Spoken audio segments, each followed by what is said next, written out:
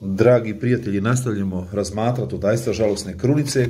Nastavljamo s našom majkom, prečistom djevicom Marijom, razmatrat, razmišljat, meditirat, onako kako je to ona činila. Sveto pismo za nju kaže da je ona u svome srcu, u svojoj duši prebirala događaje koji su se odvijali u njoj i oko nje. Gledala je kako Bog na čudesan način intervenira u ljudsku stvarnost, u ljudski život, želeći čovjeka spasiti.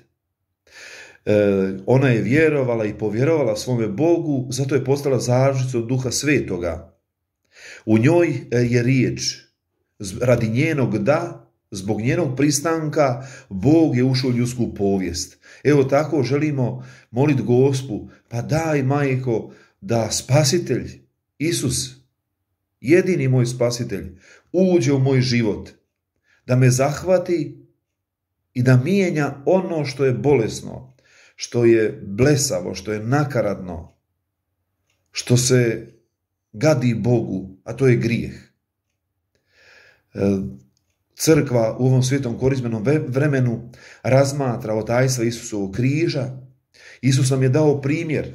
Kaže Isus na posljednjoj večeri, primjer sam vam dao da i vi činite tako. Da budete poslužitelji ljubavi. Ako ja, Gospodin, vi me tako nazivate, i to i jesam, činim vama, onda vi činite meni. Što god učiniste jednom od mojih najmanjih, meni učiniste. Zato nam je, braćo i sestre, važno da nam bude pred očima stalno primjer Isusov. I uz majku koja ga je odgojila, uz majku koji je pod njenim srcem rasto, sa Marijom koja je bila dionikom sve dokle se nije rodila crkva, a onda kasnije sve do danas i do kraja svijeta ostaje majkom crkve, ostaje našom odvjetnicom pred prijestoljem Božjim. Želimo da nas Isusova žrtva oživi, idemo u susret Uskrsu. Jedan tekst Svetog pisma u poslanici Kološanima, 3. glava, 3. redak do 5. kaže: ako ste su uskrsli s Kristom, tražite što je gore, gdje Krist sjedi s desna Bogu. Za onim gore težite, ne za zemaljskim, da umrijeste i život i vaš sakriven s Kristom u Bogu. Kad se pojavi Krist, život vaš, tada ćete se i vi s njime pojaviti u slavi. Jednu možda stvar o kojoj bi kratko progovorio jest taj život kršćanski sakriven u Bogu. Kako nam je dragocjen odnos s Isusom koji je intiman, koji nije pojavan, za kojeg ne znaju drugi. Od tog, braćo i sestre, odnosa mi živimo, od tog odnosa mi oživljavamo. Taj nas život s Isusom, to zajedništvo s Isusom, rađa nas za apostolat. Često puta u susretu s ljudima možda čujemo mi svećenici, vi sami, ajmo to tako reći, tužakanja na ljude, na okolnosti, na situaciju. Stalno tražimo krive krivce, a u stvari propuštamo dragocjeno vrijeme, sveto vrijeme, Bogom dano vrijeme da se posvećujemo. Kako bi to bilo lijepo kad bi mi u našoj domovini, koji za sebe tvrdimo da smo vjernici, nastojali svim srcem svojim, svom dušom svojom, nasljedovat Krista, ljubit Krista, vjerovat Kristu, pouzdat se uz Krista svaki dan, uvijek iznova, uvijek iz početka. Za to nam daje Bog milost. Milost na milost. Za to nas Bog sprema. I Bog onda želi po nama, kako nas obnavlja, tako želi po nama obnavljati druge, obnavljati naše zajednice, obnavljati našu domovinu. Kako li je Bog čudesan, želi nas uvest u svoj plan, želi nas učiniti dionicima širenja kraljevstva nebeskog. Bog nam daje konkretan apostolat, konkretan mandat. Braćo i sestre, što ćemo učiniti?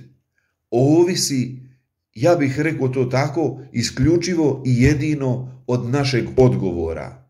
Jer pazite, autoritet Božji stoji iza toga. Sam Bog te zaziva imenom. Sam Bog ti daje konkretnu službu. Vidite, mi imamo križeve na svakom koraku u našoj domovini. A sadržaj križa, poruku križa, da li smo uzeli srcu? Bog, dakle, u svojoj žrtvi želi dotaknuti i oživiti svaku osobu. Nijednu osobu ne odbacuje.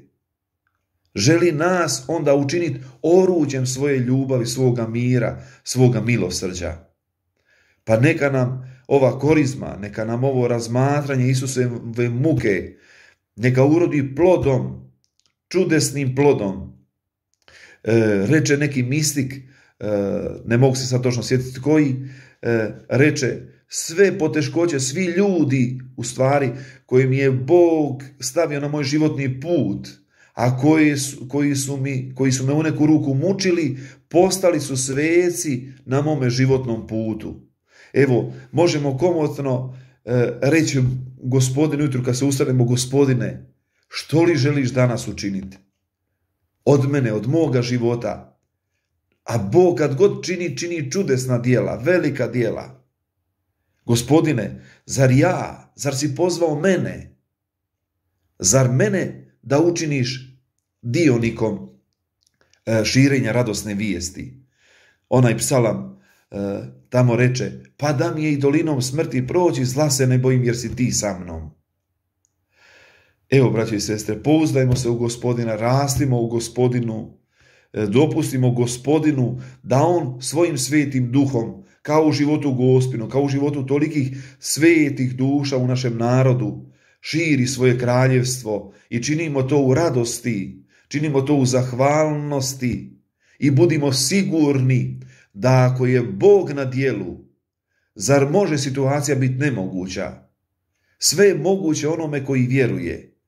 Evo, s tih par riječi htjedoh vas ohrabriti,